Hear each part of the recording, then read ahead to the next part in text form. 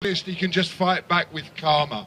It's just like the way Walmart always fucks over the small farmer. Yes. If you treat your people like worker ants, they will have to survive on food stamps. But we in London really shouldn't be so smug, because we've been taken for a right fucking mug, because the State Bank of the People's Republic of China paid £483 million for Thames Water. So in the future, if you find yourself doing what they say you oughta, things as a dissident could get considerably worse. You could quite literally find yourself dying of thirst. That would be sad, you just have to say, but Kate Middleton will give birth to a baby kangaroo on Christmas Day. Now, there is a cancer at the heart of society. They skulked in the shadows near their skins, streamed notoriety. Cameron, Coulson, Flamehead Rebecca, little Max Clifford, that slippery fecker. It seems that even on It's a Knockout, and all of old-style Radio 1 was stood there in its cock out. But over with a place called Broadmoor, they gave the keys to the monsters on the wrong side of the door. That's very sad, you just have to say, but Kate Middleton will in fact give birth to a baby kangaroo on Christmas Day. Now, great Englishman George Orwell conceived a state of mind called doublethink. Here was a man who went to Spain, looked the fascists of both sides in the eyes and didn't blink. And I'll give you two competing beliefs to hold on to at the same time. But ask yourself first, whom does it serve when they conceal the crime? Ask the new Pope, the old Pope, MIS both 5 and 6, and the CIA. Which bloody country's got the chemical weapons today? Because I remember a period of hysteria when you're telling me it's Syria. A lot of verbal diarrhea about what's going on in North Korea. I remember way back when you had a dossier, Tony, that told me it was definitely Iraq. And we're in a fix because we ain't got no hand tricks. And while we're in the vast gap between reality and what they would have us have as a perceived appearance, who the fucking fuck gave Jimmy Savile security clearance? People up there. Yes! If you wanted to sneak into a children's home like Mrs. Thatcher, you got the commission slip from the child catcher. So remember, on December the 25th, 2013, as your granny's farting out her sprouts into the sofa, live on Rupert Murdoch's Sky pay-per-view, by cesarean, fluoridification, the new king of the Commonwealth of Dominators will be a baby kangaroo, sprugged out by Kate Middleton on Christmas Day. I thank you for coming. Ladies and gentlemen, Martin the Poet, that was inspired.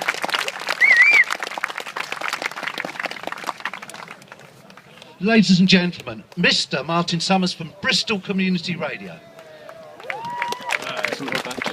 Hello, my name's Martin Summers. I have a show with Tony Gosling on Bristol Community Radio. I'm also a member of Reinvestigate 9/11.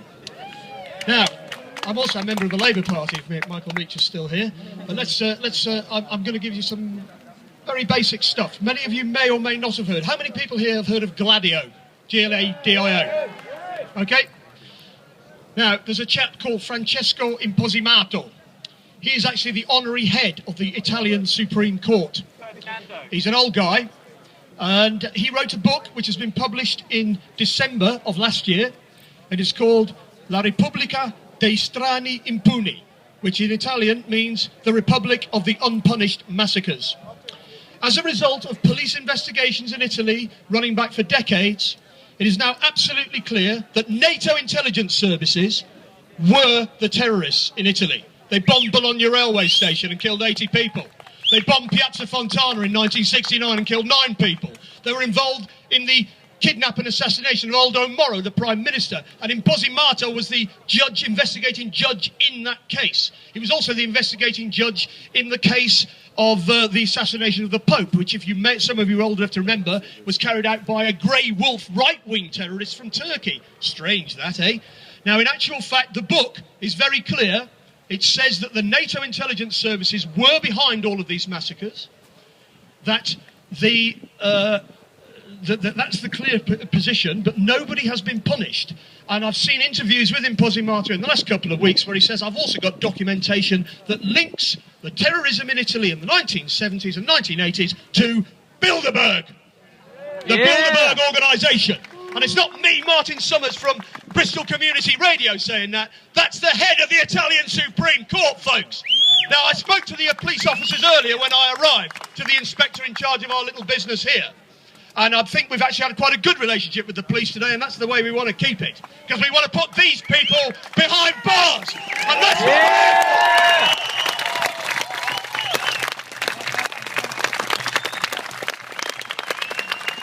Right, changing the subject matter slightly. How many people here have heard of a guy called Frank Kitson? Kitson. Right, okay, this will be new information for you. Captain Frank Kitson was in charge of British Army counterinsurgency in Kenya in the 1950s. And I don't know if people have noticed, but the Kenyans who were tortured by British forces have just won compensation. Only after 30 or 40 years. One of the guys that won compensation lost his testicles, as did many of the so-called Mau Mau insurgents. Up to 1.5 million people were put in camps in Kenya during that period. And we're not quite sure, but Caroline Elkins, who's a US academic, suggests that up to 250,000 of those people were tortured to death by British forces. Tortured. Electrocuted, flogged, burned. And there was also a big deal about castration, apparently, because they had this thing about black guys. Yeah? Pretty horrible stuff. Anyway, he wrote the British Army's counterinsurgency manual, which is called Gangs and Counter-Gangs. Now, what you do with gangs and counter-gangs is you're fighting the Mau Mau. The British called the people they were fighting the Mau Mau. What they called themselves was the Land and Freedom Army. So the whole name Mau Mau is a way of dissing them, making them sound dangerous and nasty and like Al-Qaeda and all the rest of it, yep? Now, what you do is you then turn some of the people that you've captured, and they go out and carry out atrocities, which is then blamed on the Mau Mau. Brilliant, isn't it? It's been NATO counterinsurgency strategy ever since the 1950s. Now, I don't quite know what happened in Woolwich, although I think I pretty much do know what happened in Boston, and we've done a lot of work on what happened in London in 2007, 2005 with the 7/7. Frankly, the idea that NATO intelligence services are involved in terrorism is not conspiracy theory, it's historical fact. And that's all there is to it. Now, if we were standing in Belfast in 1969, she went, do you know what I'd be asking you to do next? We're not standing in Belfast in 1969, are we? We're here on a field in Hertfordshire in 2013, and we're going to keep it peaceful. But by God, we're going to win! Yeah! Excellent. Okay, we've got them coming thick and fast now. Here with a little freedom of information is Jake Becks. Ladies and gentlemen. Thank you, sir. Holy crap. I all of a sudden need the toilet. Yeah, I'll just very quickly introduce myself. My name's Jake. Oh, sorry. Is that better? So I'm... Cool. I'm part of the team that's kind of helped organise this festival thing. But what I wanted to do, because nobody's done it yet, is just give him a very quick shout out, because this is a ridiculously awesome event. To Charlie, Hannah, Kat, Stephen, Silky, Ellen, Eleanor, Patrick, Steve, our security guy, and Steve, the compare/sound guy. If we just give them a massive round of applause for putting this on. Thank you very much, guys.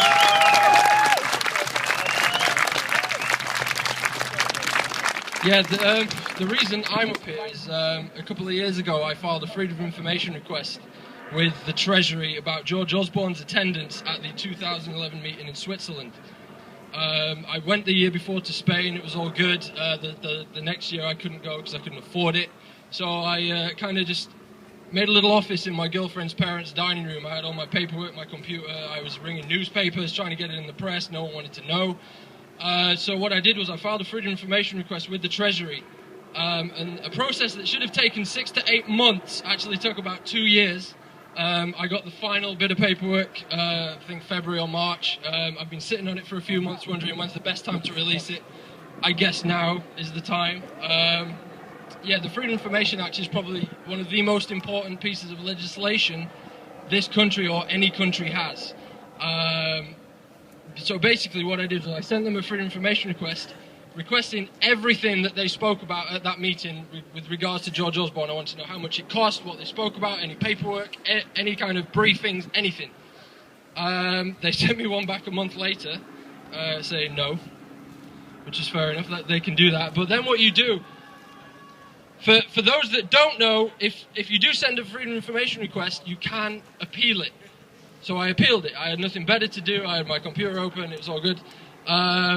So I sent this off for an internal review, and I have this here. That took, I think, 9 months. I received that in May 2012, and bearing in mind that the meeting that I wanted information from was from June 2011, so this has taken an awful long time just to get this piece of paper.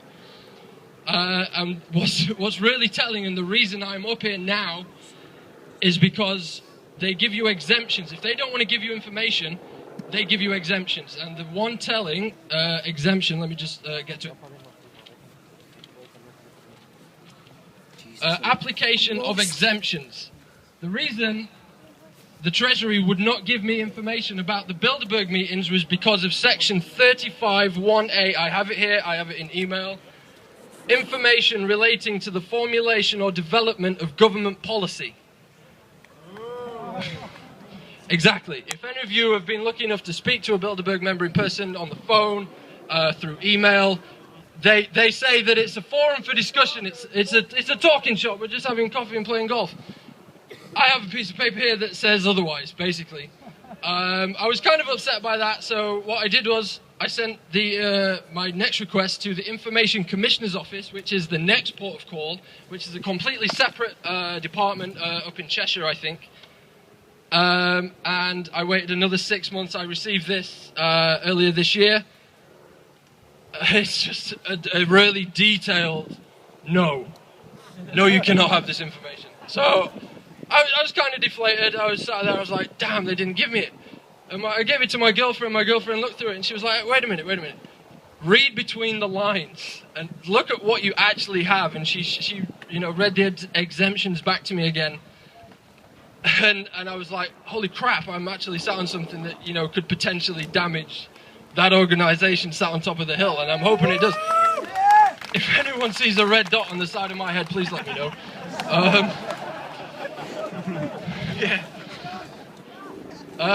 So the exemption, information relating to the formulation or development of government policy. Sorry, I kind of went off track. If you've ever spoken to them, they say it is a talking shop. There's no policies formed, there's no decisions made. We're just talking.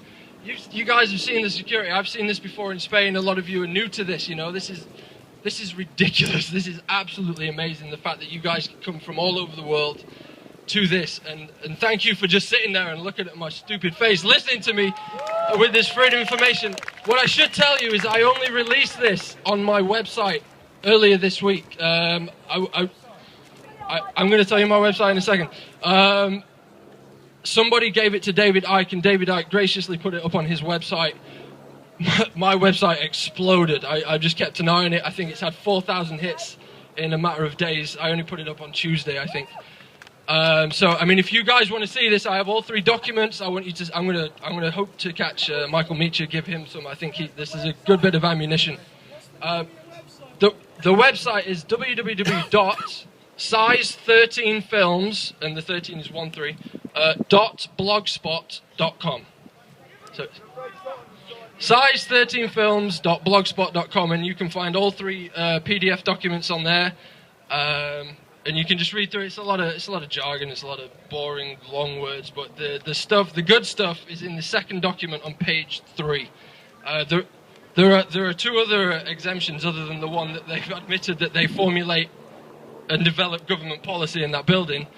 Information is exempt information if its disclosure under this act would likely to prejudice relations between the UK and any international organisation.